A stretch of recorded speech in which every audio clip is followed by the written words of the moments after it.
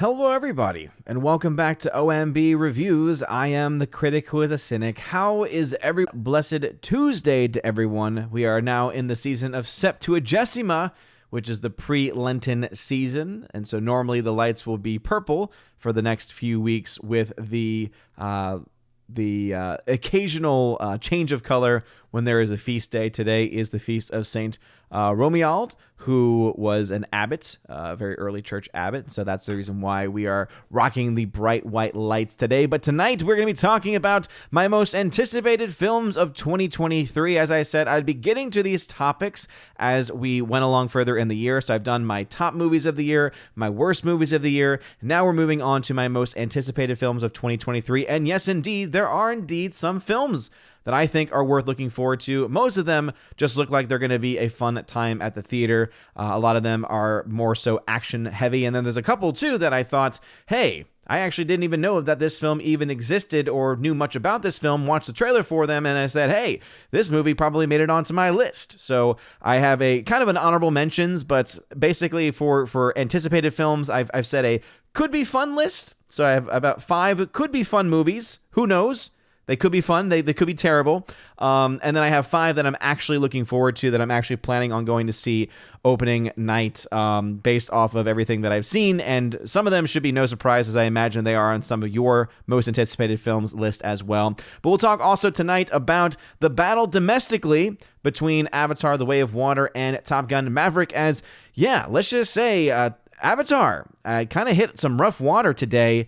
As far as the Monday box office is concerned, I should rather say, the Monday reporting is that it made $718,000. This is the first time that the movie has made less than $1 million officially on the box office for the domestic market. So made not only under $1 million, but made $300,000 under $1 million on that Monday, versus the 8th Monday for Top Gun Maverick at $1.8 million. And so this is something that I've been tracking now for a long time, because again, Avatar 2 clearly is the international winner. This film tracking towards 2.2, probably going to end somewhere around 2.3, $2.4 billion by the end of its run. So very successful film nonetheless.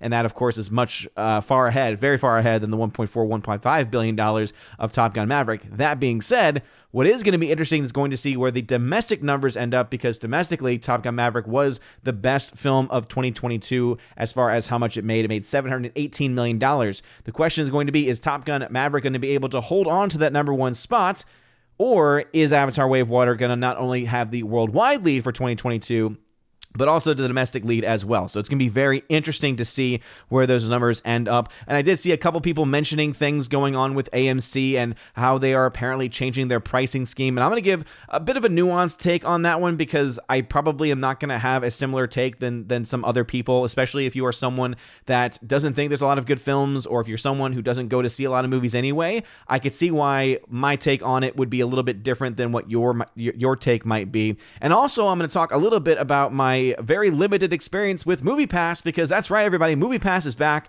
I actually have my MoviePass card. They sent me 3. If you follow me on social media, you saw that I had posted this. They sent me 3 separate cards. I don't know exactly why, but they sent me 3, all with 3 different numbers on them.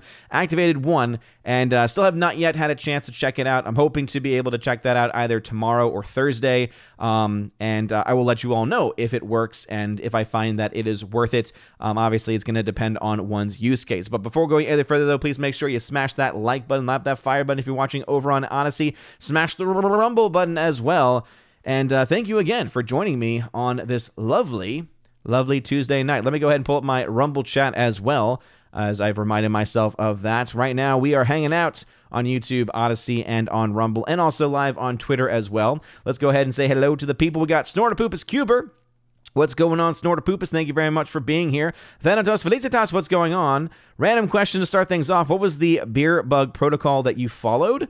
I mean, in the very, very beginning, when I was working as a teacher, I had to mask up in the very early times of that, and as the times went on, I started to fight against it. Tina B, Empress of the Universe, hanging out in the chat as well. Again, for anyone who is responding to her, she can't really see any of the chat. She's still dealing with some eye issues, so she's using her voice to text chat.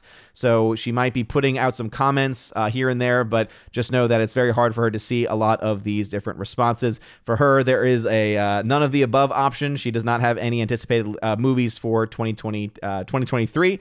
I do think that there are some films worth that seem like they're worth going to see, but of course, everyone's going to be a little bit different there. We got the Master of Gaming. Hail to you. Thank you very much for being here. Gary Banjo Sandwich Worthington, what's going on? Says, everyone's playing Hogwarts game but me. Yeah, and obviously, I know that that's a very big deal. A lot of people are playing the Hogwarts Legacy game. That's a game that I will probably end up buying once it becomes available on the Nintendo Switch, because that is the newest system that I have. Obviously, I could get it on Steam, or I could get it on PC, but the only reason why I want to get it is not for me to play, but for my wife. My wife is a huge Harry Potter fan. She's obsessed with the books. She's, she likes the movies okay. She likes the earlier films a little bit more than the later films, but she is a hardcore book fan, and so I'm actually wanting to get it for her. And since we have the Switch already, I figure I can probably wait until I think the summertime is when that film is when that is expected to finally come out over the summer for the Switch. So I think that I could probably wait on that. But based on the gameplay that I have seen, the effects seem to look pretty good. I'm not a video game connoisseur, so I cannot speak to the effects within video games themselves, but it does seem interesting. I was watching a little bit of Melanie Mac's coverage of the game, and that's about all I just got to watch like a few minutes of that. As you all know, I have a full-time job, so when a lot of people were streaming this, I was at work, and then when I got off of work, usually I like to just detox and watch random YouTube videos, and eventually I saw that was going on, and so I watched a little bit of it. So it seems like it's decent, but I can't really say much for sure. Jacques Lesuave hanging out over on Odyssey saying, I saw the clip of Baby Thor. I see the pineapple has fallen very, very far from the tree. Yeah. So on Friday Night Tights, I did share a video, and Baby Thor took a little container that had pineapple and what was the other thing in there? I think it was pineapples and pears. So his little fruit cup. He pours it on top of his pizza and then subsequently eats it. So he was eating pineapple pizza, and broke my heart. I obviously he's young. He doesn't know the difference. He does not have full consent of his will at this point in his life, and so therefore I will not make him excommunicate. I will not declare him excommunicado. But I will be keeping an eye on him, and I will be making sure that these types of mistakes are not made in the future. It was pretty funny to watch it happen live, though. The R, what's going on, good sir? Thanks for being here. Great Wuda, what's going on? Says, are we going to talk the AMC theaters as well? Yeah, I guess I'll give a little bit of talk about AMC. So basically, for those that are not aware, those who have not been following the story, AMC is implementing new prices for their seats. They basically have sightline seats. So I guess they're being seen as more like premium seats. I guess it's like center aisle, center row. And these sightline seats are going to be basically costing a little bit extra. They're going to be increasing the ticket prices for these, but only for the post matinee pricing. So I do think it's important for us to get the full context. So if you go to a matinee showing, all the pricing, I believe, is the same. On the Tuesday, $5 Tuesday discounts they offer, all the pricing is the same. It's going to be anytime after Tuesday, off Tuesday. When you're going to see a film after the matinee time, they will implement these sightline. And again, it's very weird. It kind of reminds me a little bit about the theater, actually, how you have the Broadway orchestra section, but then you have like the rear orchestra, the side orchestra, you have the partial view, etc. Though it's weird for a movie because pretty much every seat in a theater, you can see the screen perfectly fine. Obviously, I think it's definitely preferable to be in the middle, more so for sound than for visuals than anything else. So I definitely think it's weird for them to do that. I think that it's definitely something that I can understand why people would be upset that they're increasing the price of those tickets, right, of the sight line. But then also they're decreasing the price for those who have to get stuck in like the first two rows. So those are going to be really cheap tickets. And then it's the regular price for those that are seen as just standard viewing tickets. So it's going to be interesting to see what zone own exactly, they say is sightline versus not. And I think it's going to make, especially buying tickets in the future when you're buying them in advance and you get to reserve your seats, I think it's going to be interesting to see where people buy their tickets now based upon the pricing, since, again, there will be some increases. I did not see anywhere about how much more they're actually charging per ticket. But I do want to say a couple of things, because obviously I understand why some people would be upset with that. But there's a couple of things I think that we need to consider. One, movie theaters are struggling. You know, we can look at Avatar: Way of Water. We can try and say, hey, you know what? That film's bringing in, billions of dollars. But even that is not making up for the fact that the box office is down across the board. It has been going down for a very long time. Now, obviously, I think that one of the things that movie theaters should be doing, instead of charging people more, is trying to entice them to actually want to go see their films by, improving the movie-going experience. And a lot of theaters have been doing that, right? They've been adding the reclining seating, the dine-in service, things like that. But I think that this is just one of the ways that they're just testing out to see, one, would people be willing to pay a more premium price for these, so-called, premium viewing seats? And then two, would this be enough for them to be able to maybe make a little bit of extra money back? So I can understand it from a business perspective, at the very least, why they might want to do this, because movie theaters are in a very, very bad state.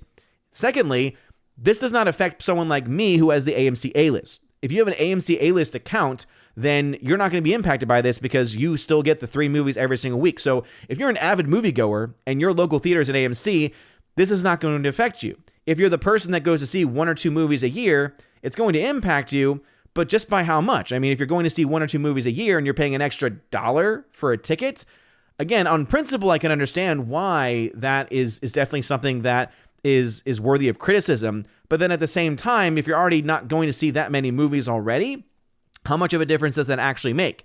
And then you add to the fact that MoviePass is now back into the mix of things.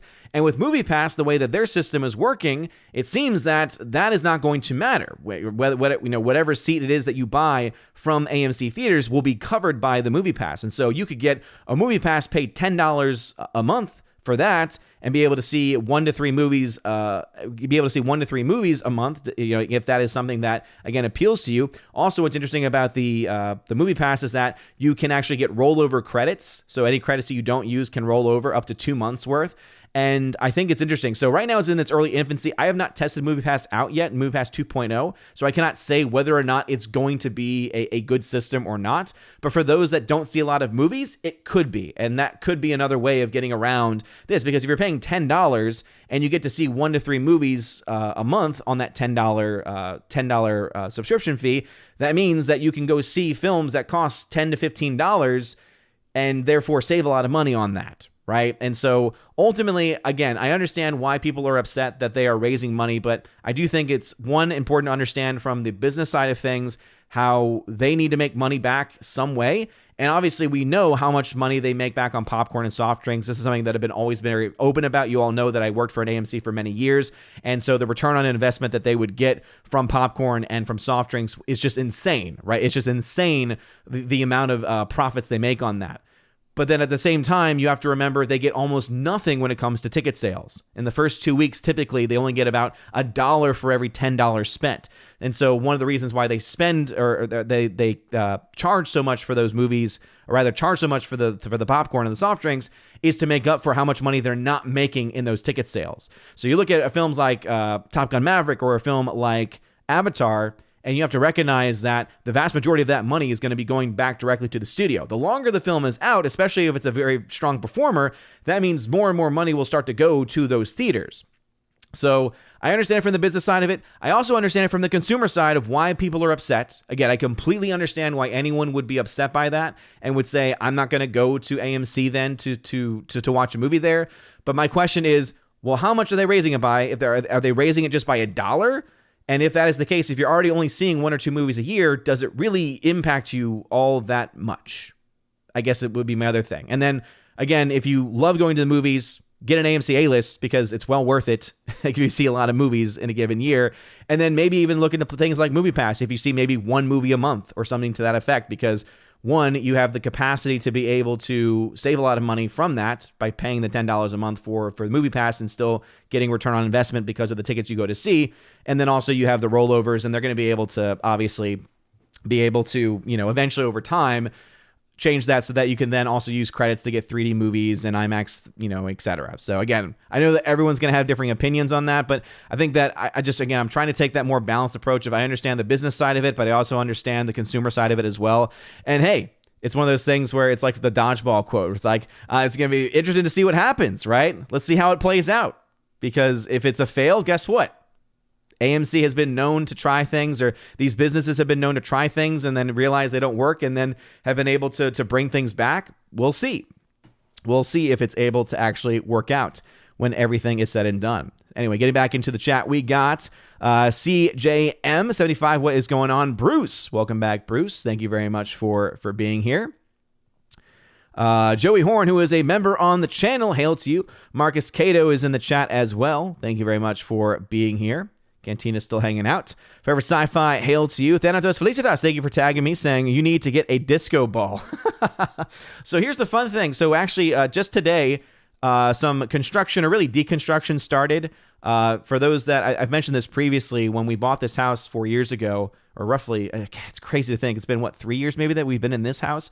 This house specifically, it used to be used as an Airbnb, and so there were actually 2 kitchens. And so because we are planning, again, nothing official is happening yet. Just want everyone to know the lady Freya is not with child at the moment or anything like that. But we are planning, of course, to have more children. And so in order to try to prepare for that, we need another bedroom. The office that I'm in right now, or what is my office right now, is a perfect size for an actual bedroom.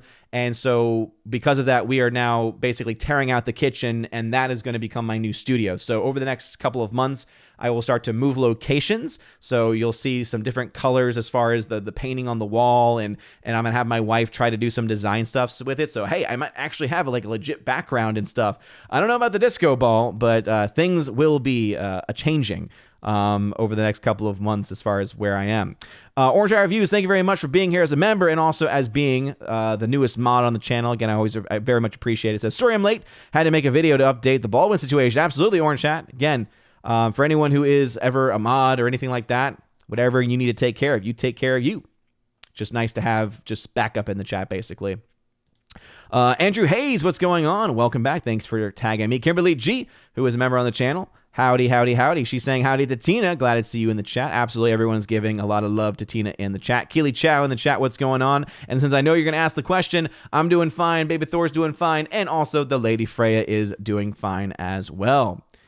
Orange Eye Reviews, indeed. Please make sure to smash the like button, like the fire button, Ozzy, and smash the rumble button as well. Let's see. We've got Bianca Zombie saying, aloha dudes over on Rumble. Thank you very much for doing so. And again, if you are on Rumble, please make sure to smash that rumble button. And also check out the live chat. I think that if you're on mobile, I remember for a while there were issues with not being able to chat in mobile for some reason. So if you're having those issues, do know there is a live chat box. But wherever you are, please put @Odin at the very beginning of your comment and let me know you're trying to get my attention. Let's see. The Hidden B says, hey, all first time in the chat. Hey, well, welcome, good sir. Thank you very much for being here. Always great to see some first timers in the chat. Let's see what we're rocking with tonight. About 43 people watching. Thank you very much. I know you could be watching the 10,000 people that are playing Hogwarts Legacy right now. So thank you for checking out this channel. I'll be giving my most anticipated films of the year in just a few. I just want to try and get the hellos out of the way. Super Anime Gamer says, hey, what is up, my dude? What is going on? Thank you very much for being here.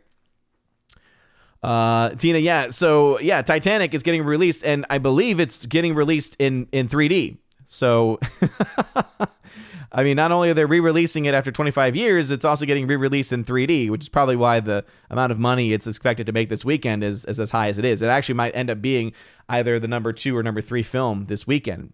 Alice McCarthy, what's going on, good sir? Says, howdy, old, and how's it going? How's the little pineapple on pizza fan? Don't remind me. It still hurts.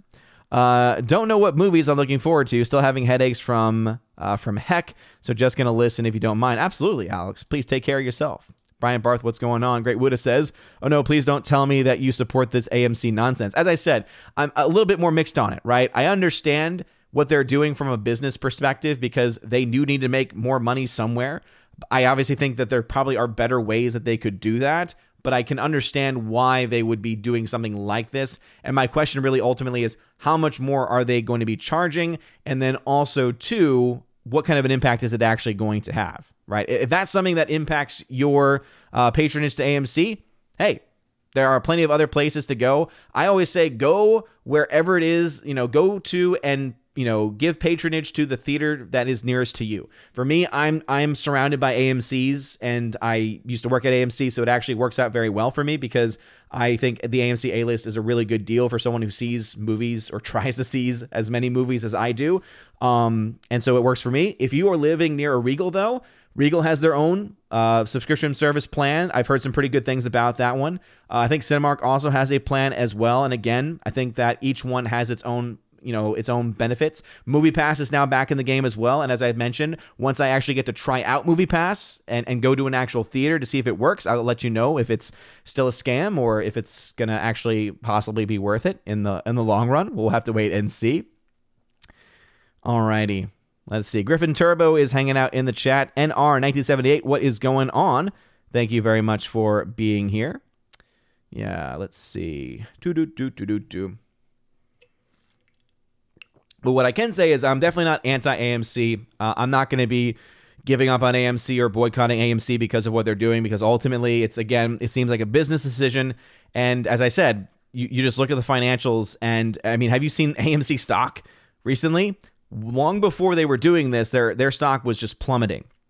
And that's because movie theaters just in general are struggling a lot. So that's why I do understand that there is a business argument to be made to why they're doing this. Do I think it's the best decision that they could be making? No. Do I think there's probably better things that they could be doing? Sure. But I do still understand it from that business perspective. I also understand anyone who's upset by it. But I would say I wouldn't let that be the thing that says I'm done with this specific theater chain. I mean, obviously, do what you want to do with your own money. But if you are someone that sees a lot of movies anyway and you live near an AMC, I don't know why you wouldn't already have AMC A-list, and that means that you wouldn't be impacted by this at all. Abomination, what's going on? I see you hanging out over on Odyssey. Gary Banjo says, I will choose the seats away from the gimps and woke, please. Exactly. And I guess that's the real question. Well, here's the thing, right? I would say that the people who scream the loudest, like on Twitter, are the ones who probably aren't going to see the movies anyway. So in a way, it's almost like this interesting like social experiment. It's like, are you trying to say like the wealthy elite would be the ones who are like in the prime seats? Because again, if it's just $1 difference, if you're only seeing a movie or two a year, that's not much of a difference. If you're someone that goes to see a lot of movies, those dollars build up over time. But then again, I go back to, why aren't you on the AMC A-list or on something else? Let's see. Hardwick says, you've opened these peaceful realms to the horror and desolation of pineapple pizza. You are unworthy in the name of my father and his father before I'll father cast you out. No, I will not be casting out baby Thor. He doesn't know any better. Scott McKenzie, what is going on? Thank you very much for being here. I appreciate it. Magnuson, what's going on? Thank you very much. Yeah, exactly. It's going to make the theaters more money. Yeah, you don't need it. Again, as I've said, I'm critical of what they're doing. I understand the criticism to be made, but they do need to make more money. They're not in a very good situation right here. Tina says, when AMC starts cleaning their bathrooms, I might consider it. At this point, I don't think they cleaned the restroom before the pandemic. In fact, I know they haven't. Well, here's the other thing, right, Tina, is it's always important to remember that not every single AMC is the same.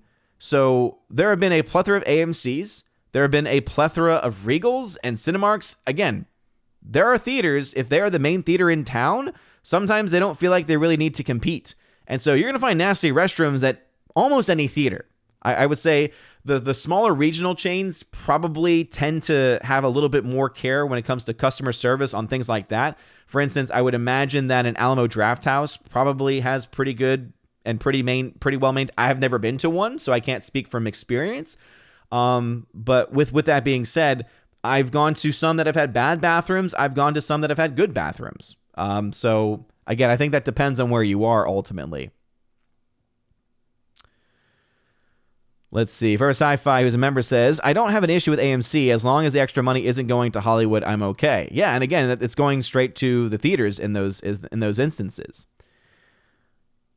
Forever Sci-Fi then says, at least AMC isn't doing satanic performances sponsored by Pfizer. That the memes write themselves now. Exactly, yes. At least they're not going that route. At the very least, they're not going that route. Your Average Patriot Nerd says, hail chats. What's going on? Thanks for being here. Appreciate you being here. Scott McKenzie says, cool on the home and studio improvements. Very, very nice. Yeah, I mean, obviously that's the other option too. Like that's the one thing that I think that the studios definitely screw theaters over. And again, I think this might be one of the reasons why the theaters are doing this. When studios introduce the concept of much shorter turnarounds, right? So much shorter release frames, what they did was they screwed the theaters over in a lot of ways. And so this might be one of the ways that, and one of the few ways that at least AMC has looked at and said, hey, this is probably going to be one of the few things that we can really do to even maybe just scratch the surface of the amount of revenue that we're losing because of a lot of these films going to streaming either almost immediately or very soon after. Forever Sci-Fi says, I set aside Hogwarts Legacy to be here. No need to rush. Well, Forever Sci-Fi, well, thank you for that. Yeah, I mean, it's still going to be there in the end of the day. Then Felicia says, I preferred the Poseidon Adventure over Titanic. The movie started with the ship getting sunk. Interesting. Forever Sci-Fi says, Odin thought it was Thor, but really he's Loki. Only Loki would eat pineapple on pizza. There's something to be said for that, for sure. Great Buddha says, $2 in the middle of the theater and cheaper for the seats at the front of the theater. So it's just, okay, so $2 more for those. So again, if you only go to see 1 or 2 movies a year, that's not a whole lot. Second, if you go to see more than that and you go to see a movie once a month, then, hey, maybe you need to look into MoviePass because then you'll just save money in the long run with that because you can see 1 to 3 movies a month. And again, I still need to test it before I give my full support of it, as again, MoviePass has had some sketchy history in the past. And then if you go see a lot of movies, then you should already have the AMC A-List or the Regal Unlimited or, again, because again, other theaters might very well follow in suit and do very similar things for all we know.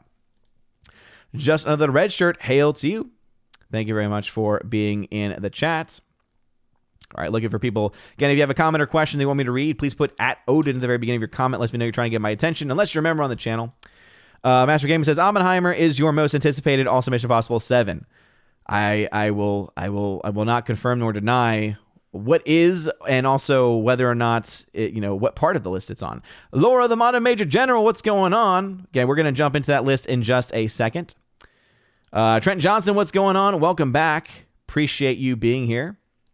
Let's see. Tina says, just remember that when Avatar 49 makes $1 zillion at the box office, it'll be because of the high ticket prices and they're charging $1 million for premium tickets. And also remember that those ticket prices are going to be more so influenced by the studio than by the actual AMC/Regal/Cinemark.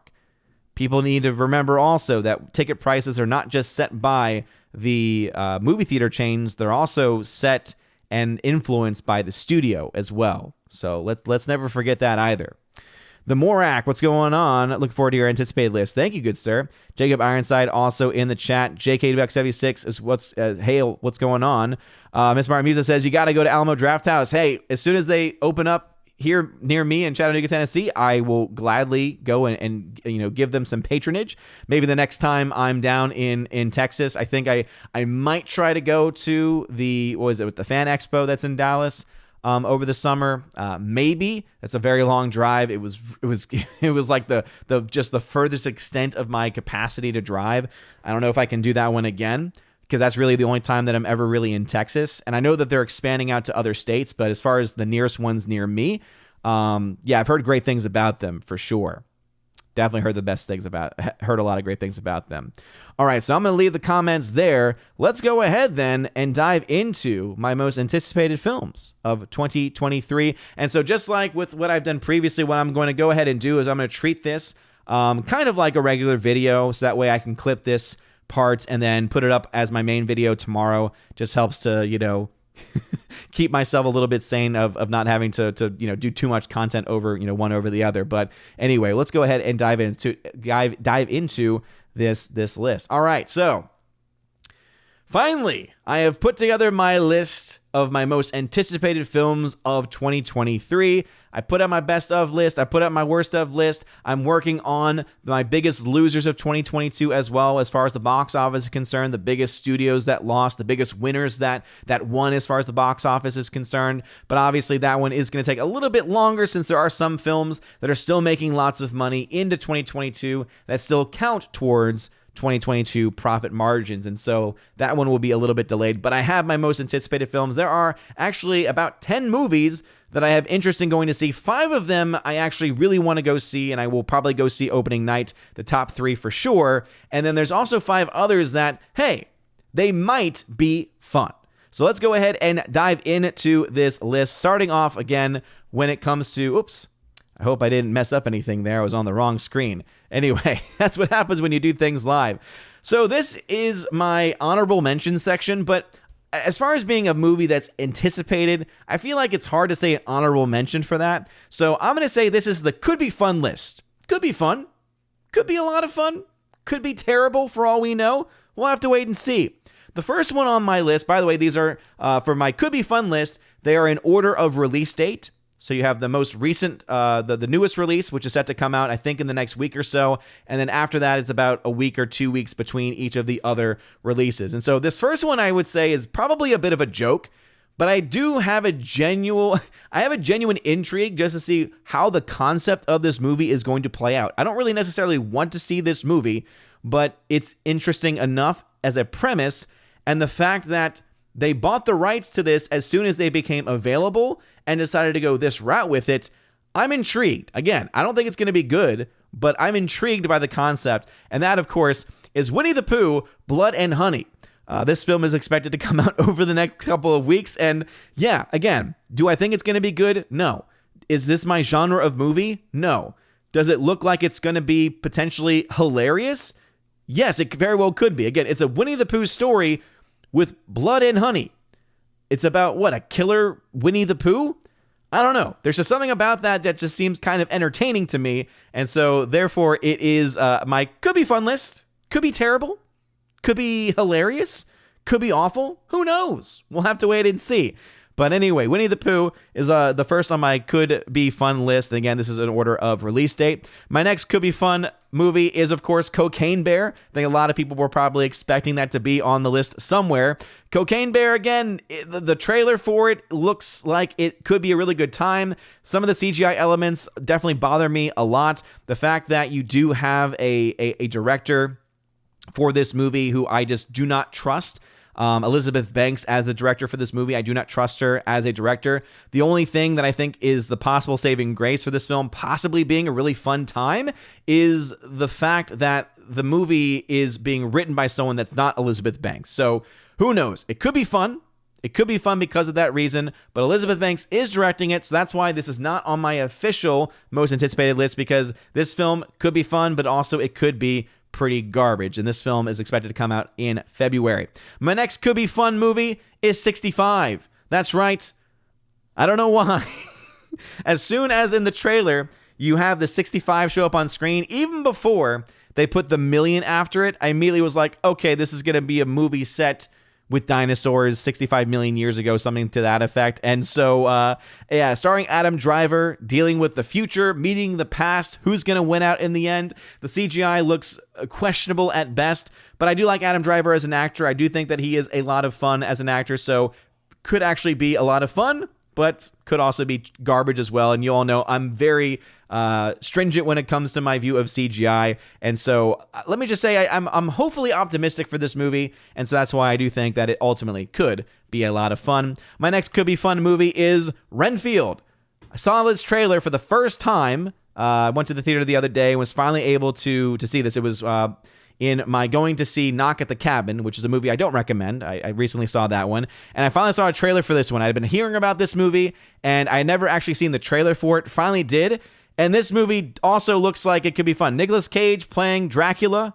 Nicholas Hoult playing his slave, essentially. Yeah, that alone is already kind of like, all right, sign me up. That being said, it is looking like it's obscure enough of a movie. It looks like it's going to be a very weird Nicolas Cage type movie. And sometimes those movies really hit really well, and sometimes those movies don't hit well at all. And so because of that fact, I am definitely cautiously optimistic with this one too, and that's why it is on my could be fun list. And then the last of my could be fun list is Gran Turismo. Now, this was actually a surprise edition, was not quite enough to make it onto my full top 5 list. And the reason why is because this is the next Neil Blomkamp movie. For those that don't know, the person that did District 9.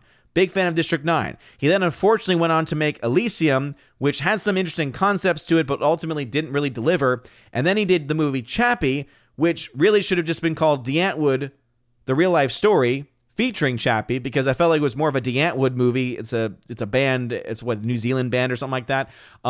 It felt like it was more of their story than it was about this robot. But what always stuck with me from Chappie was, I am Chappie, I am alive. So it's one of those movies that was never one that I thoroughly enjoyed, but it was one that I thought was kind of bad that it was funny in a certain respect.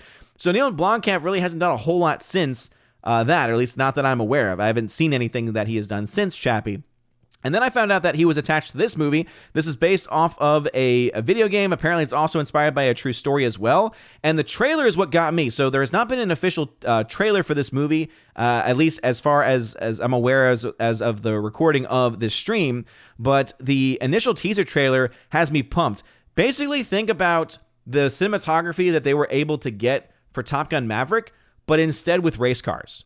They were showing some of the ways that they were getting the shots that they were getting with the way that they had the camera rigs on these actual race cars going full speed, having some of the cameras inside the actual cars themselves. So that alone piqued my interest. As you all know, I love cinematography. It's one of the reasons why Top Gun Maverick is one of my favorite movies of the past year. Gran Turismo looks like it might have that same capacity. You have a capable director. He hasn't done everything perfectly well. Again, if he's able to go back to his District 9 days, I think that he might be able to pull off something pretty special here. There's also a bunch of other people that are involved with this project as well. I believe it was Orlando Bloom, I believe, is also attached to this project. And let me just say, I am definitely intrigued by it, especially the cinematography for the movie. So those are my could be fun movies for 2023. Who knows whether or not they will be any good, but hey, we'll have to wait and see. And that leads to my most anticipated films of 2023. And so this I don't have in order of release date. This is, I do have ranked from top, from the 5th to the 1st as far as my most anticipated and just how anticipated I am for it. And what's most interesting about the number 5 movie on this list is that it's a movie that only just recently got added. Similar to Gran Turismo, this movie also just got added. My number 5 most anticipated film of 2023 is The Covenant. This is the new Guy Ritchie movie. As you all know, I'm a pretty big fan of the recent movies that Guy Ritchie has been putting out. Whether it is The Gentleman, which was phenomenal, whether it is the Jason Statham film that he did that he did last year, which was also very solid. Not as good as The Gentleman, but still solid nonetheless. I really like the direction that he's been going in with his movies more recently. And so this one, not only do you have it being a Guy Ritchie movie, you also have it featuring Jake Gyllenhaal, who is one of my favorite working actors right now in Hollywood. And the trailer looks really awesome. The trailer looks like it's a lot of fun. I do have some concerns about some of the CGI. Some of the explosions looked a little bit too CGI'd to me, but the story looks very, very compelling. It looks like it is a story about a soldier who is knocked out and doesn't know exactly what happened to him, finds out he was taken care of by this interpreter who was trying to basically serve the best way he could to make up for the fact that his family had gotten attacked by the Taliban, basically. And so Jake Gyllenhaal, who gets saved, is finding out, this is all from the trailer, finds out that the person, the interpreter, ended up saving his life and is still stuck over and is actually being hunted down by the Taliban. And so he wants to go back. So it sounds like a really interesting story about friendship, about brotherhood, and also about what we are willing to do to try to save those people who are willing to show themselves to care for us. And so The Covenant made it onto this list, and I thought that, again, very late addition to my list here, but hey, I love me some Guy Ritchie movies, and as I was going through the films to get released this year, I saw Guy Ritchie's name, immediately had to watch the trailer, and I was like, yep, this is definitely a movie that I have a lot of interest in going to see. Coming in at number 4 is Dune Part 2. This should not be a surprise to anyone. I liked Dune Part 1. I recognize that the film is far from perfect. Obviously, I think that this is a movie that should have been released. Personally, I would love this to have been a miniseries instead, so that way Denis Villeneuve could have actually taken the time to tell the full story the way that it should be told.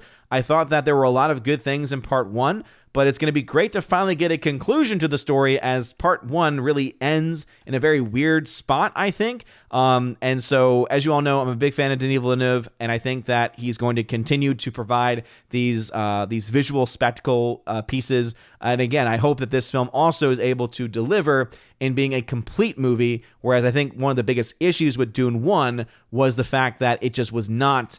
it did not have that complete movie feel to it, even though I thought that a lot of the stuff they did in the film was pretty good. So my number 4 most anticipated film, Dune Part 2. Coming in at number 3 is Oppenheimer. Christopher Nolan always is someone that intrigues me as a filmmaker, even though he's got some of the worst sound design decisions ever to be made, whether it's his decision in Tenet especially to make it so difficult to hear what is going on at any given time.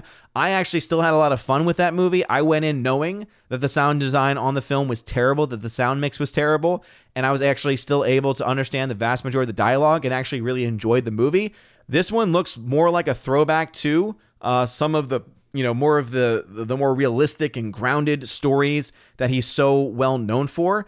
And to tell the story and the history of Oppenheimer, to tell the history of the development of the atomic bomb, and just to see what he's going to be able to do with that, knowing what he did with films like Interstellar and what he's likely going to do with this film, I gotta say, I'm excited to see this film on the big screen. I'm excited to see this film in IMAX. I love, of all the film technologies, you have, of course, James Cameron pushing his 3D nonsense technology, but then you have Nolan pushing his IMAX technology, and I think IMAX just gives such superior image quality and really just makes you feel so immersed within the world itself.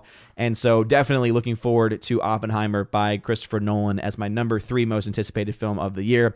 Coming in at my number 2 most anticipated film of the year. Also, these should not be that much of a surprise to anyone who knows me. My number 2 most anticipated film of the year has to be, of course, Mission Impossible: Dead Reckoning Part 1. Worst name ever. I mean, it's going to drive me nuts doing box office coverage for this. I probably will have to put just Dead Reckoning Part 1 in the title for it when I eventually do it. But oh my goodness, could they not have come up with some type of a better name or a better naming scheme for this movie? I mean, dear Lord, Mission Impossible: Dead Reckoning Part 1. That is just such a mouthful, but I have to say, I'm looking forward to it. The teaser that they've released for it, the trailer that they've released for it, has just really, again, continued to make me interested to see exactly what Tom Cruise is going to do next. As you all know, Top Gun Maverick was my favorite film of 2022. Cannot wait to see what crazy stuff he decides to do in this film. And one of the things that I've always appreciated, especially more recently about the Mission Impossible films, is that ever since 3, and really with 4, I think being one of the best ones, Ghost Protocol, you've seen them start to take it in a much more serious direction. It still has, again, that kind of that fun action feel to it, right? That kind of hokiness to it in a certain respect.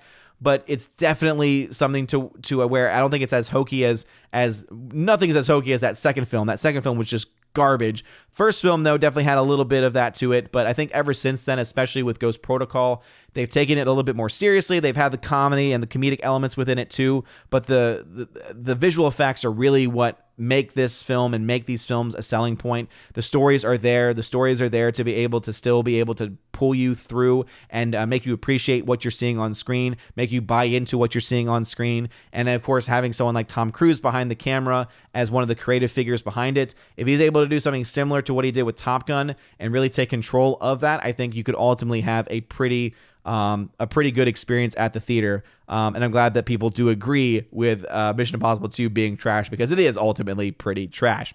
And so therefore, my number 1 most anticipated film of 2023, and again, if you know me, this should be no surprise whatsoever, and that is John Wick Chapter 4. I love the John Wick's, the franchise. John Wick 1, I think, is the best film in the franchise. 2, I think, has some of the best storytelling. 3 has some of the best action sequences. I can't wait to see what they do with John Wick 4. I definitely agree that this is starting to get to the point where it's getting a little long in the tooth. So I really hope that they are able to kind of blow us away. If they're able to take some of the best elements from 1, 2, and 3 and just put them all into one film, put a great film, a great story, great action all put together. And then you have, of course, Keanu Reeves doing his Keanu thing as John Wick. I think that there's going to be a lot of fun to be had with this movie. And so no doubt in my mind, John Wick 4 is going to be my most anticipated film of the year. I cannot wait for it. I'm glad that we're in a year where I don't have to worry about these movies being pushed back. I remember for Top Gun Maverick, that movie was my number one most anticipated like 2 years in a row because of how much it got pushed back. But these are my 5 most anticipated films of the year. Covenant number 5, Dune Part 2 at number 4, Oppenheimer at number 3, Mission Impossible Dead Reckoning Part 1 at number 2, still a mouthful, and John Wick Chapter 4 at number 1. And so let me know in the comment section below what your most anticipated films are of 2023. Do you agree with my list? Do you have your own movies? Let me know in the comment section down below. If you like this video, smash the like button, like the fireman Aussie, smash the rumble button. You're all amazing, and beautiful people, you'll have a wonderful rest of your day. And as always, God bless. All right, so again, that last part was just for when I upload this tomorrow. So thank you all for bearing with me. Don't worry, we still have about a good 45 minutes of show left. And so let me go ahead and dive into the comment section. Abomination over on Odyssey says, MIDRPO.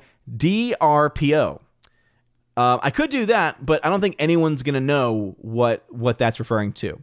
Raffles, what is going on? Raffles, thanks for being here. Says, individuals paying U.S. government debts, as they always have. I don't know exactly what that was a reference to, but welcome to the chat nonetheless. Again, put @Odin at the very beginning of your comment to let me know if you're trying to get my attention as I head back into the YouTube chat. Let's see what y'all were talking about.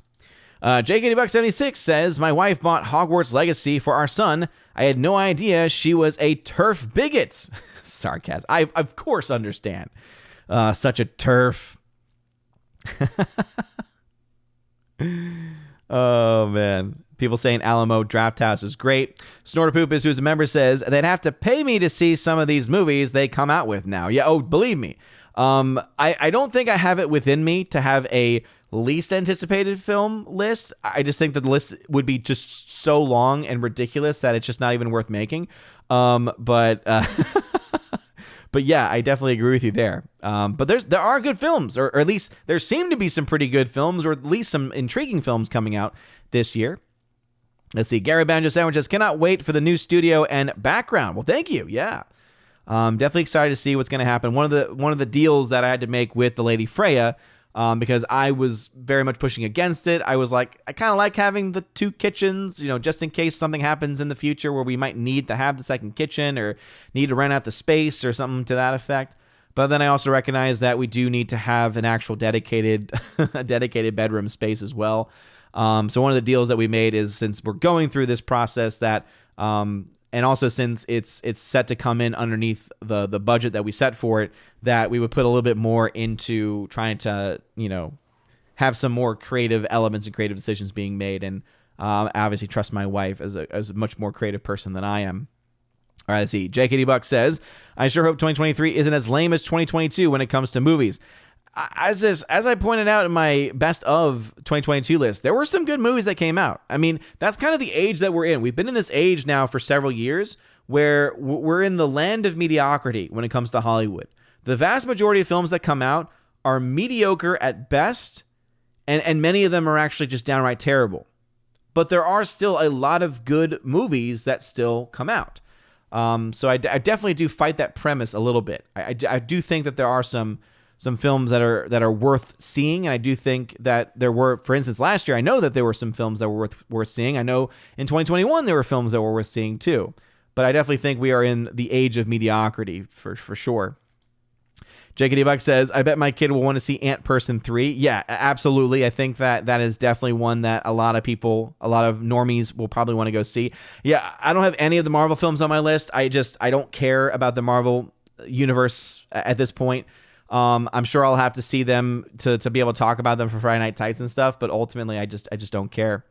Harvey says, did you see the trailer for Marlowe? It's a mystery starring Liam Neeson as Philip Marlowe, previously played by Humphrey Bogart, James Garner, Robert Mitchum, Powers Booth, and others. No, I have not. I have no interest in these Liam Neeson movies. If it's Liam Neeson in Open Road, the chances of the film being a mediocre movie is incredibly high. So I'm probably gonna push back on that one. Keely Chow says there needs to be a Winnie the Pooh stoner comedy. Jim One says, not sure if it's just me, but I'm a bit burnt out by superhero movies at the moment. I might check out Guardians 3, but I doubt it will be I will be lining up to see the Marvels. Yeah, same thing with me, man. Again, some people are saying, oh yeah, Guardians 3 looks pretty good. I remember Guardians 2. That movie was a massive disappointment. I mean, Guardians 1 was a lot of fun. It's a movie that my wife and I will still watch, probably once a year, actually. But Guardians 2, we saw it, and we're like, yeah, we have no desire to ever watch this movie ever again. So for the people that have a lot of faith in Guardians 3, I don't know why they're having the faith in it. There's been nothing really that has indicated for anyone to have faith in James Gunn, let alone in the Guardians universe. JKD-Buck76 says, hey, that's CGI cocaine and not real cocaine. What gives? No, it's the bear. Gary Banjo, big lines for Cocaine Bear that had to put up the fat rails to help guide traffic. Hardway. Oh, is that for real? Oh, a lot of people going to see it in the UK? Is that real, or was that a joke in there? Howard says, it's interesting that both of the first two movies on your list could be fun. List feature killer bears. Yeah, that's actually that is definitely a fair point, to say the least. Yeah, I didn't even realize. I totally forgot about Winnie the Pooh being a bear. Gary Banjo says, great could be fun list. Yeah, again, they really honestly could be a lot of fun. They could also be complete and utter crap. You don't say, says JKD Buck. Hardwick, Chappie is basically a very loose Short Circuit remake in a certain way, yeah. JKD Buck, Adam Driver is a great actor. Too bad he got stuck playing Kai Loser Rent. Yeah, I totally agree. I'm glad that he's been able to break away from that. Since that time, I'm glad that he has been able to find other projects and do other things. Because yeah, I agree. I think that he is an incredibly talented actor, and I don't think he's given the props that I think that he honestly deserves as an actor. I do think that he is very, very talented. All right, sorry, just getting something set up for the next segment. Raffle says, the storyline for Covenant, individuals paying U.S. government debts as they always have. Yeah, pretty much. But what's interesting about the trailer for Covenant is that he wants to go back in and the government won't let him, and so then he has to end up going in solo. And I kind of like that aspect of him going in, going into another country without the approval of the government. I like that kind of thing. Don't put me on a list, please. Hardwick says, you think that Adam Driver would be good casting as the Shadow? I don't know enough about the Shadow or have a lot of interest knowledge of the Shadow to be able to say for sure. I think Adam Driver is a very versatile actor, though, so I think that he probably could do pretty well in most things that he would do. Jacques Lesuave over on Odyssey says, with so much movie mediocrity, is there any room for a premium TV experience in the cinema? Like maybe special limited screenings of more epic scale TV shows, Game of Thrones, Stranger Things, or does it clash too much with streaming services? It clashes. You're seeing some of it to an extent, right? The Chosen, for instance, its first episode of season 3 got theatrical Fathom event. Its finale got a theatrical Fathom event. So I think that you could definitely, and you have seen that before. There's been other shows that have gotten limited theatrical releases. So you could absolutely see that to a certain extent. But yeah, I think that ultimately, when it comes to those shows, though I think that some of them might translate well onto the big screen, when it comes to the vast majority of people watching those shows already, they're already used to watching it on their television. They're already used to being able to pause whenever it is that they need to pause, to be able to go to the bathroom and not have to worry about anything else, to be able to not have to spend an arm and a leg just to buy their popcorn or anything like that. So I think ultimately it wouldn't end up working all that well, to be honest. Dan Crane, what's going on? He's a member on the channel saying, Hail Odin, just woke up from my nap. Well, I hope the nap was good. JKD Buck says, the trailer looks really awesome is something you would say to a real estate agent in my hometown. Interesting. Abomination over on Odyssey says, I solved it. Miss Imp, Dr. Poe.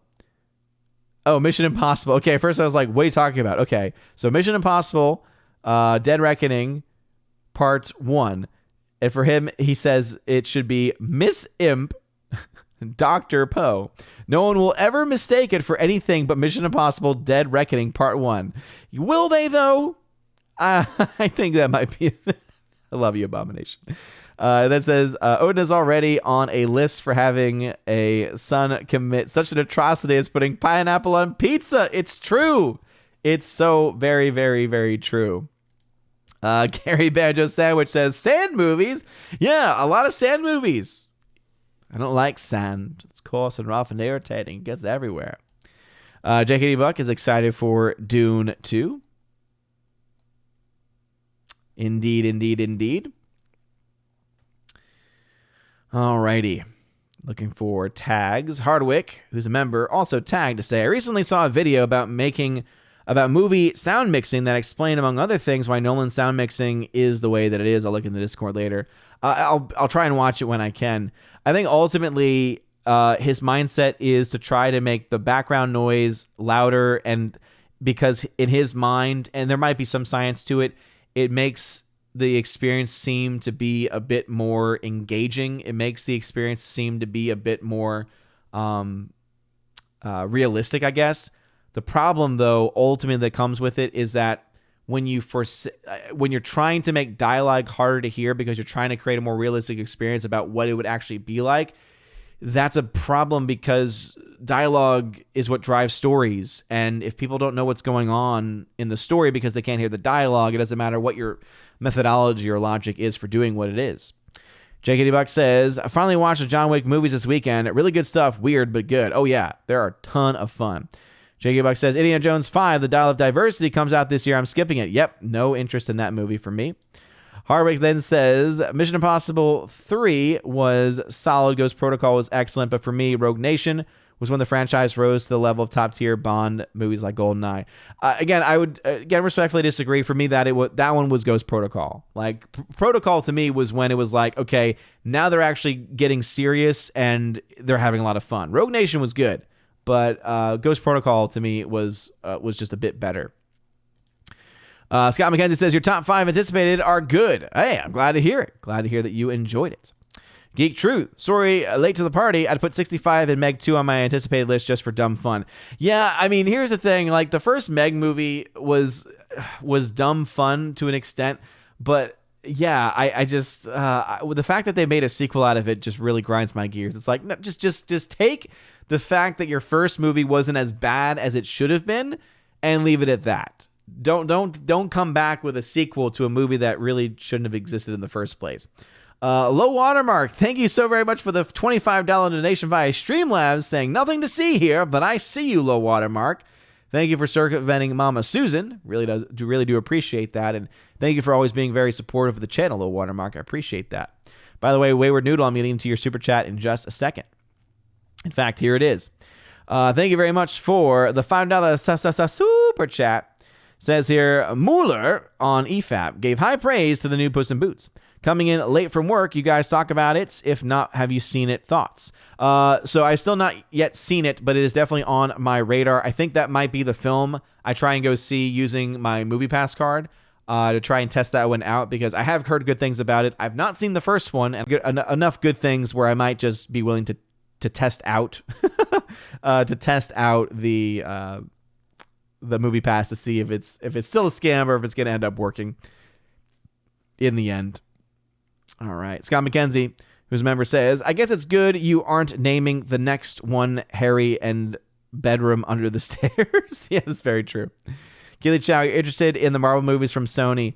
So the only one that I am aware of this year, and again, there could be more, but the one that I'm aware of is Into the Spider-Verse. I hated the animation to the first one, and they're doing the same animation, so I really don't have an interest. No Super Mario Brothers? No, I don't have an interest. And again, I go back to one of my biggest criticisms of the trailer. I'm sorry, I don't want to see a movie where Chris Pratt is just doing Chris Pratt as the voice for Mario. I can't get over the fact that he's not even trying. And if he is, it's very, very minimal trying at best. And my guess is that I would not be surprised if it's less his fault and more the director's fault, because they're like, we want your name, we want your voice to still be recognizable. It's like, no, people want to go see it to see a Mario. They want to go see it to hear a Mario-style voice. The fact that you have other trailers and other languages coming out, and every single one of them, even in their native language, sounds much more like Mario than he does. I'm sorry, I got a problem with that. JKD Buck. Guardians 2 is pitiful. I swear a fifth grader wrote the story. My 17-year-old mom. Yep, I would agree with that. Master Gaming, I'm also burnt out on superhero movies. I think most of us are. Rob D, what movie do you see being number one at the box office by the end of 2023? I have no idea. I have not looked at the box office projections for any of those. I think, the first Dune wasn't that much of a moneymaker. So most of the films on my list, I don't necessarily see as being big moneymakers. I guess Mission Impossible, Dead Reckoning could be up there, but yeah, I haven't looked at movies from that perspective at this point in time. Just a reminder, if you're on Rumble, Odyssey, or YouTube, smash the like button, light the fire button on Odyssey, and smash the Rumble button as well. And put @Odin at the very beginning of your comment. @Odin lets me know that you're trying to get my attention, and I'll be happy to read your comments. We'll read through a few more, and then we'll dive into the domestic box office battle going on right now between Avatar: Way of Water and Top Gun: Maverick. Be interesting to see where it goes. See, Hardwick, I think the dramatic elements in Guardians Volume 2 with Star-Lord, Ego, and Yondu were even better than those in the first movie, even though some of the humor didn't land. And I would say completely forgot that even happened because the entire story is forgettable. Rob D says, I watched Fantastic Beasts 3 and Uncharted this week. God save you, good sir. Both were decent, not great. Planning to watch a lot more to prep for the Ravens. Fantastic Beasts 3 was garbage, and Uncharted was almost unwatchable. So, again, God bless you for being able to get through those. JKD Buck, who is more evil, Jar Jar Abrams or Taika Waititi? Taika, for sure. I mean, I think we could have a lot more anger with Jar Jar because of the franchises that he's been involved with. But I think as far as actual embodiment of evil, Taika. Average Patriot Nerd says, Gunn's lackluster announcement of the DCU has muted my excitement for Guardians 3. I need to look into the Winnie the Pooh movie, which could be fun. Again, it could be, or it could also be complete and utter garbage for all we know. It'll be interesting to see where those things go. Jilo, what's going on? Welcome back. Glad to have you in the chat. Again, Low Watermark, thank you very much for that very generous donation. Good night to you, Tina. Thank you very much for being here. Says that she can go to the neurologist on Thursday. Absolutely good luck to you, Tina. We are continuing to pray for you in your recovery and hope that you can regain that sight soon. Hardwick says, Nolan mixes his sound for theaters that use fancy audio systems with dozens of tracks and refuses to make special mixes for what he considers subpar sound systems, such as 5.1 and 7.1. Here's the problem with that, Hardwick. I've seen his movies in the very theaters that he's made them for. Remember, he shoots with IMAX. He's made it for IMAX. IMAX has a specific standard to them, and guess what? The mixing still sucks. So that's a terrible argument, Hardwick. If that's his reasoning, guess what? His reasoning is flawed because here's one thing. Here's a secret as far as the IMAX theaters go. Even though they are inside of an AMC, AMC cannot play around with any of the settings of those IMAX cameras, or rather of those IMAX projectors or anything. It is something that it is dialed in by the people at IMAX to do very specific things. So that is a terrible argument because I've seen his films in IMAX. I saw Tenet in IMAX, and guess what? It had the same exact mixing problems. So I've seen it in the theaters that it's made for. Doesn't make a difference. So that's a terrible excuse. Orange Chat says, is Odin short-circuiting? It sounded like he was skipping. I hope not. I hope that's not the case. I'm not seeing any drop frames on my end from OBS. Geek Truth says, there is an animated Ninja Turtles movie coming out this year. It can't be worse than the Bay Turtle movies. Yeah, maybe, but it is what it is. Harvard says, Nolan has heard the complaints about his sound mixing, disagrees with them. And guess what? If that is his justification, he is the one that is wrong. I love Nolan as far as a filmmaker is concerned, but if that is his argument, guess what? He's wrong. And that makes it even worse. Like that makes him into an elitist snob and makes me respect him even less. So that's not helping his case if that's honestly what he's saying. And again, that's just what Hardwick is saying. He's saying, and it sounds like it would be something he would say, but see, Hybrid says, hello, it's crazy how much competition in March John Wick might have to put up with on Scream, Shazam, Dinosaurs, which is 65, and battle between Dead Reckoning and Oppenheimer will be legendary. Yeah, I mean, it's going to be very interesting to see some box office competition back. Ultimately, though, here's the thing. I don't think John Wick is going to really have to deal with that much competition from Scream. Scream is a very specific audience. They show up, those movies cost very little, and they're able to make their money back in some profit. That's about it for Scream. Scream's not going to bring in big dough. It's just going to bring in enough for it to make its money back and to make some profit.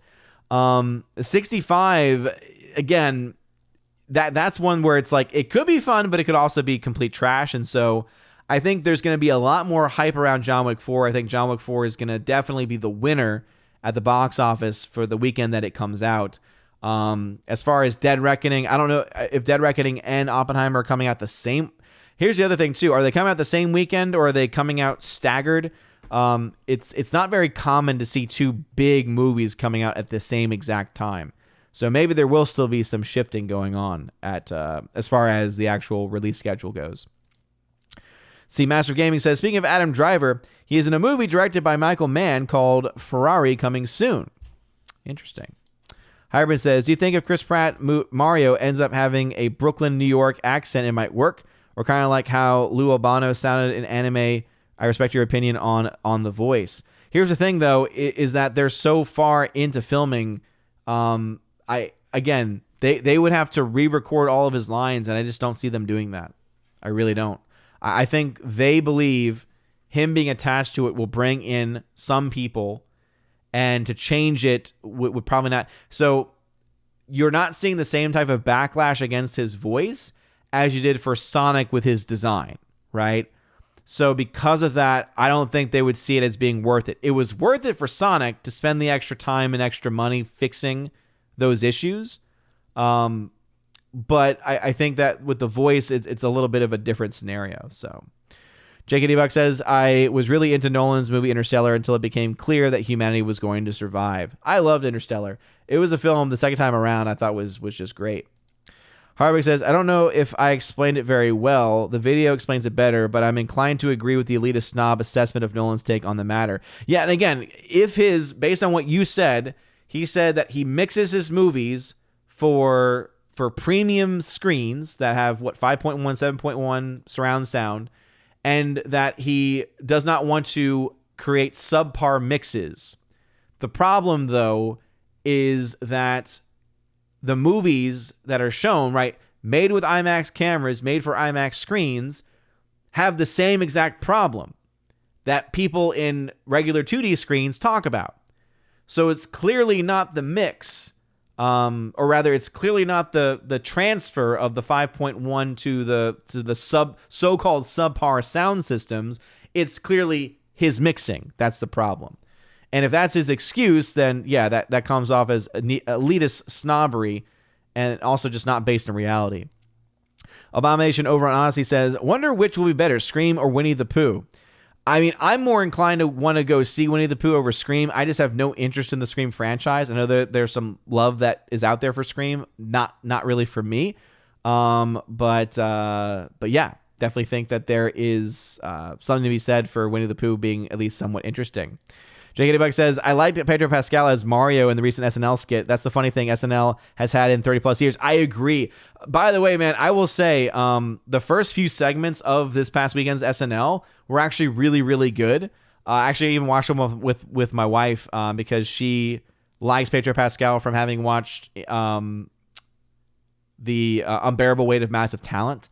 And again, I'm so sad that he's a jerk in real life, because he's such a likable personality on screen that I really honestly think is it's, again, that's totally on him. He's the one who has decided to take on that persona and to do the things that he's done and to say the things that he's done. And it's sad. I think it's not going to end up working out for him in the long run. All right, so the last thing to talk about tonight before wrapping things up is the battle currently waging between Top Gun Maverick and Avatar: The Way of Water. Let me see if I can enhance. Too much enhancement. So right now, the battle between the domestic box office specifically, because again, we can go back up and realize, hey, there is no competition worldwide. Avatar: Way of Water is at $2.1 billion. Top Gun: Maverick tapped out around $1.4 billion, roughly 1.5. So clearly, international edge goes to Avatar: Way of Water. 1.5 billion from international alone versus the 768. But what's interesting to me is when you look at the opening domestic weekends, all right? First off, Avatar: Way of Water had a $12 million advantage, all right? So think about that number, $12 million. You also had huge amounts of money going into the movie very early on in its release. Now, what's interesting about all of that, though, is that even with all of that money, the film is at $637 million domestically, whereas Top Gun: Maverick ended around $718.7. Now, as you can see, very early on, there actually were some back and forth going on, right? So the first Sunday, Top Gun: Maverick actually had a better first Sunday. For the first Monday, and again, this has to do with holidays too, and so it's not always a fair comparison, but there was some back and forth going on, right?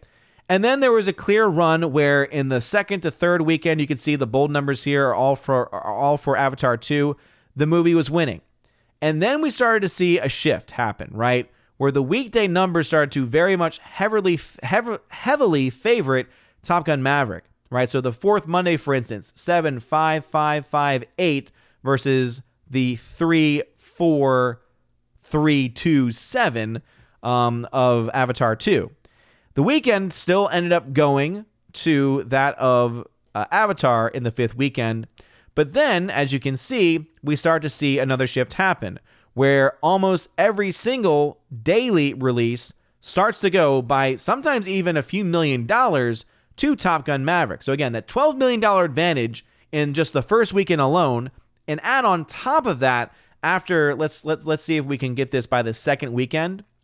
So by the second Sunday, you had it was $261 million that was made by Avatar: Way of Water, $295 that had been made by Top Gun: Maverick. So actually, yeah, this was very impressive to the fact that this movie, right, Avatar ended up having, actually no, it was third weekend, right? First 2 weeks were the two holidays, and so it's the third week that we saw the big change happen. So that's why you saw $425 versus $395 respectively. So you're looking at around $30 million advantage here. And that advantage continued on for a long time. But again, as the films have gone further out, you've seen the advantage swing more so to Top Gun: Maverick, and including the weekend numbers, right? So for instance, if you look to the sixth weekend numbers, 798 versus 496, more money was made by Top Gun: Maverick in their sixth weekends comparatively. Continues to win out the weekdays.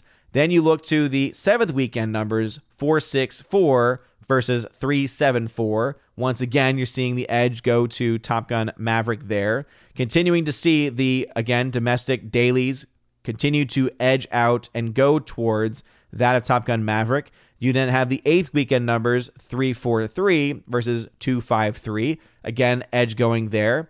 Now, what's most interesting to me, though, and the reason why I'm doing this segment is because of this number here. For the eighth Monday, I did not think, one, that Avatar was going to drop below $1 million for a daily number, let alone fall to $718,000 for a daily number. And this is what's interesting, right? So remember, originally there was a $12 million advantage to that of Avatar: Way of Water. By the time of the third weekend, you have about a $30 million advantage to Avatar: The Way of Water. Now, you look at these numbers and you're seeing, okay, now it's down to a $17 million advantage. So if these numbers continue, right, the $2 million, one, right, let's see, Top Gun: Maverick did not drop daily below $1 million. It's not even on the chart. There is at no point in the 10 weeks that they charted for Top Gun: Maverick where it dropped below $1 million on a daily number. So by the fact that in the eighth week of its release, it's already hit a point where a daily number has gone underneath $1 million, this tells me a couple things. One, the movie's been out for a long time, and this is something that naturally happens. But now you're also starting to see other films compete against the film. as well, right? In fact, if you look to the daily numbers for this, you'll actually go ahead and pull this up, as we like to do things live here on the channel. As you'll see here, the Monday numbers, 80 for Brady, won on Monday with $1.2 million. Knock at the Cabin dropped to $909,000. Avatar came in at number 3.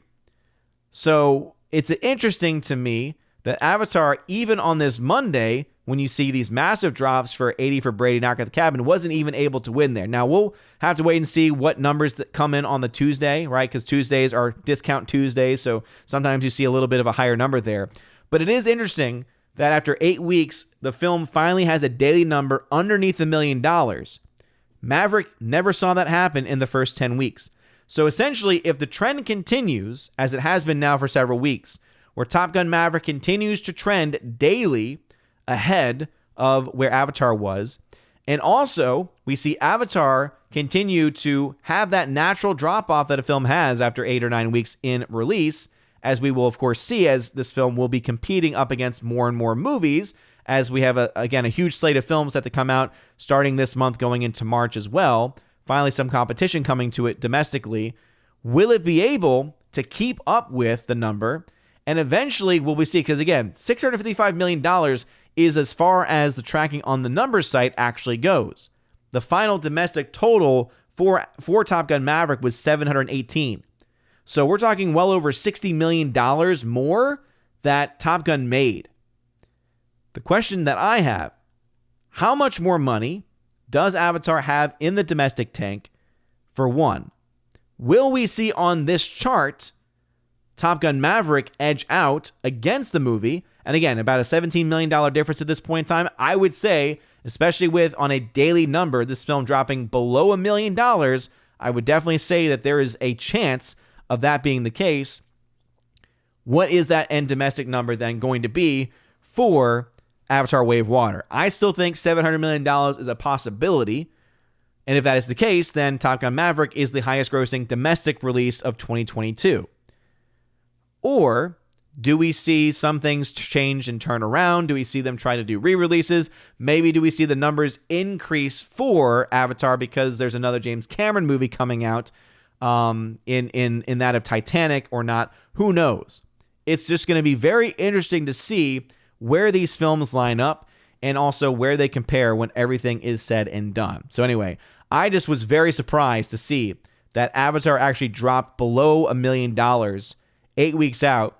And again, based on all the tracking done on the numbers, there was not a single day in 10 weeks that Top Gun Maverick ever dropped below $1 million. Now, I have not checked out to see if other sites have been able to track beyond this. I'll go ahead and try and pull up some of the numbers here from Box Office Mojo. As you all know, I don't really prefer using Box Office Mojo. I try to avoid it whenever I can. So let's go ahead and see if I can pull up the Top Gun Maverick numbers here and see if they go past the 10-week number as far as the weekly tracking. All right. Let's see. It's been so long since I've used Box Office Mojo in any real way. So it's a little bit harder to see. Let me try clicking on the domestic. All right, let's see. So that is the day of release. Let's see if they do domestic weekend. Domestic weekly. I guess I want to do domestic daily. So let's see. This goes... Okay, yes. So this one does go out a bit further than what that one had. All right. So let's see. I wish I was able to actually see the actual legit numbers themselves. So when did Top Gun Maverick finally drop below $1 million? So this was August 10th. 76. On day 76, it dropped. So on day 53, Avatar dropped below $1 million. It took until day 76 for Top Gun Maverick to drop below $1 million, according to boxofficemojo.com. So that's the reason why I look at that number and I say, not only did it take that long for it to drop below $1 million, look at what it dropped to, $900,000. So how long did it take to drop to the $700,000 level? That wasn't until day 88. As again, a bit of a comparison here. So interesting numbers, to say the very least.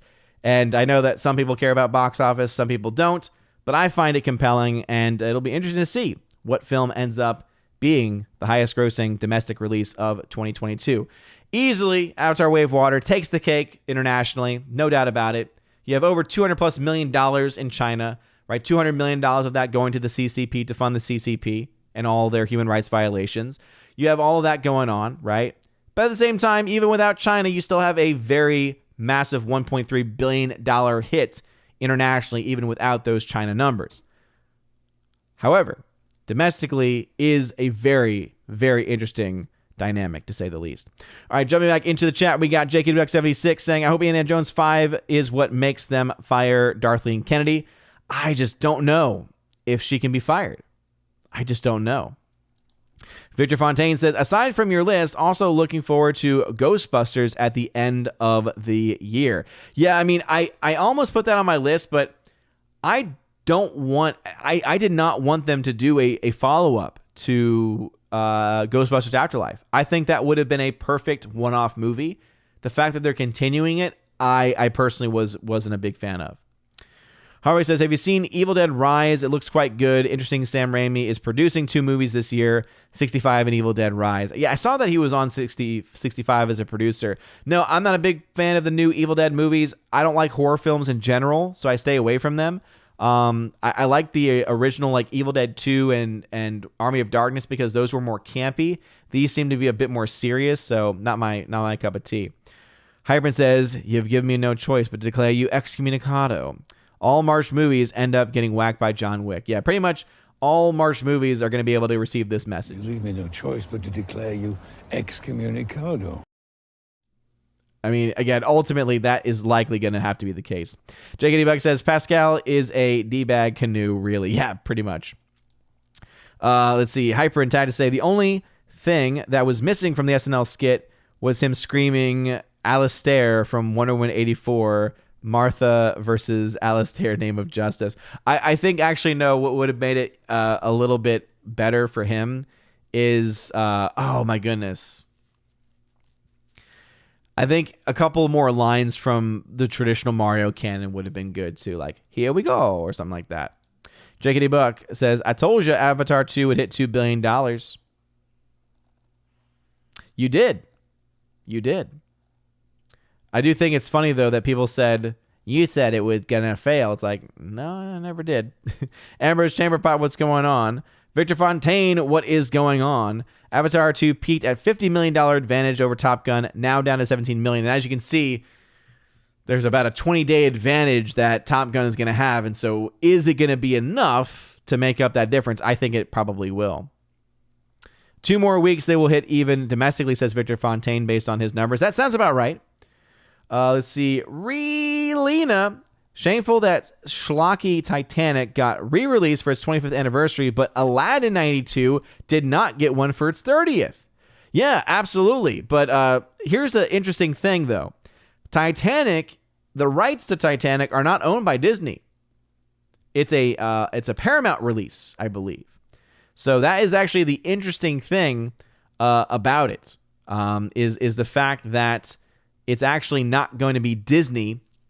Now, again, whether or not it's something to where they are releasing it or something to that effect, but yeah, I was looking at that and I thought it was interesting that Titanic is, Titanic was a Paramount release. Let me see if I can look at it. Yeah, it was released by Paramount, and I believe that would have made them a part of, the original production was 20th Century Fox and Paramount. So I'm guessing Disney might be getting some of that money, since there was I don't know what the split on the production was between 20th Century Fox and Paramount, but Paramount was the distributor on the movie. So it's not completely that. But yeah, no, I think it is ridiculous. And my bigger problem, though, with the re-release is the fact that they're going to try and push the stupid 3D nonsense. I'm just so sick and tired of the 3D nonsense. I really am. It needs to die. And the person that will not let it die is James Cameron. And so that's why I will continue to fight against films like Avatar, because not only are the films just not very good, but then also they continue to push the idea that, oh, if we just push movies to be in 3D, and if we just push for more CGI, and if we just push for more of this expensive filmmaking, that's how we'll make our money. And it's like, no, it's just James Cameron has been able to somehow figure out the code, right? He's been able to somehow figure out the magic formula in order to make the amount of money that he's been able to make off of all of these movies. He's a one in a million for sure. Hardwick says, I wonder if it's specifically social media that brings out the worst in Pedro Pascal. Gina Carano claims that he is a beautiful soul. Based on, again, everything from even his opening monologue for SNL, you're just like, you just seem like such a nice guy. So maybe it is social media. And that one actually does make a lot of sense. Social media has been shown time and time again to have such a negative impact on the human soul, on the human psyche. So maybe that's what needs to happen, is that he just needs to, get away from that.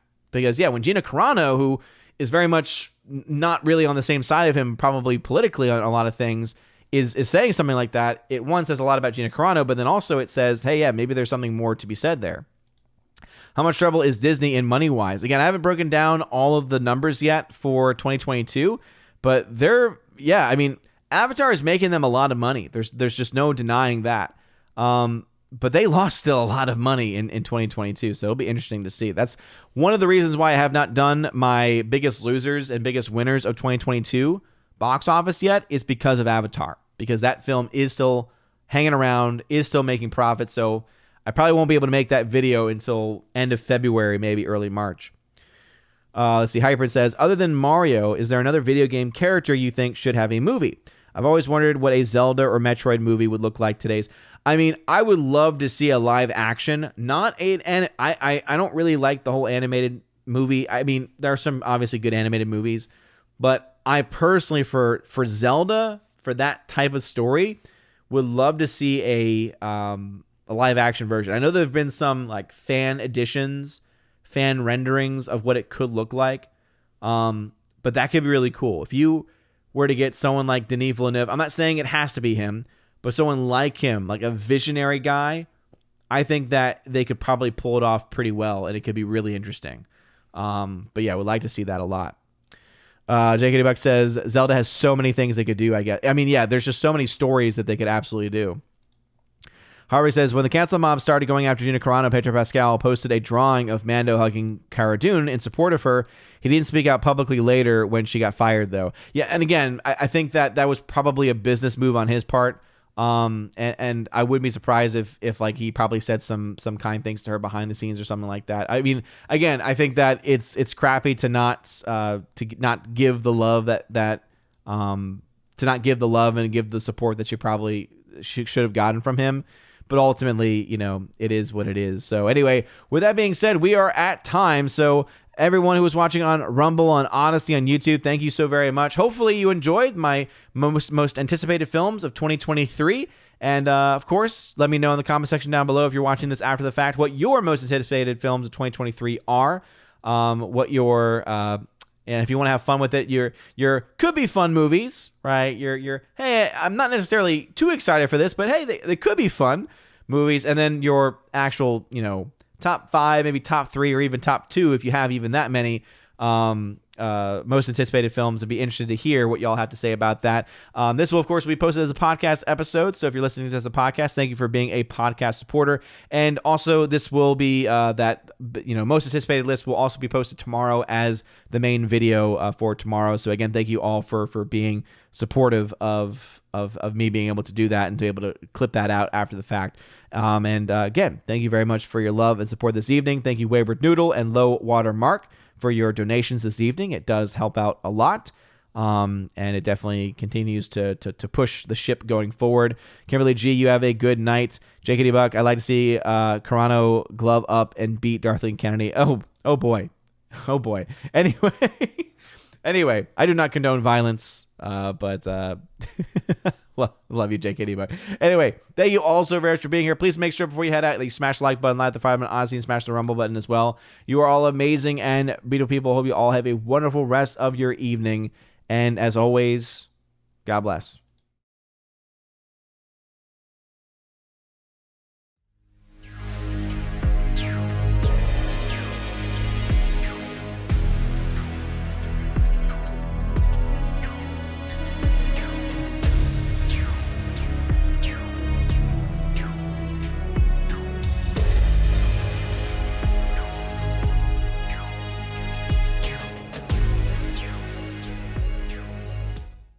And now for a huge special shout out to all of my Patreon, locals, and Subscribe-Star members who are at the Keeper the Bifrost level and above, starting off with Father Luca Illick, Garrett Searles, Chris from the 80s, who you can check out over on YouTube by the same name, Hymir Irie Hymason, Joe Horn, Jonathan Carney, Orange at Reviews, who you can check out at his YouTube channel by the same name as well, Laura, the Modern Major General story, Rosetta Allen, who you can check out at her YouTube channel, Eagle Rider, and Miss Martin Muses, which goes by the same name on YouTube. Thank you all very much for supporting me over on Patreon. And also for my Subscribe-Star peeps, we got Matt317. Check out his Twitch channel by the same name. Fast Reaction, Mr. Roy, J-Rod the Beer Guru, and ZK-Man, who you can check out over at xtheboundaries.co. And also, lastly, to my locals members, starting off with Miss Minnesota Hockey Fan, How About a Hockey Player, J.H. Schwalbach, Brett D90, and the amazing lawyer Robert Barnes. Thank you all very much for supporting me for the month of February. You guys are all fantastic. If you want your name shouted out, access to exclusive podcasts, and exclusive giveaways, check out the top link in the video description below. Anyway, you guys are all great. Have a wonderful rest of your day, everybody. And as always, God bless.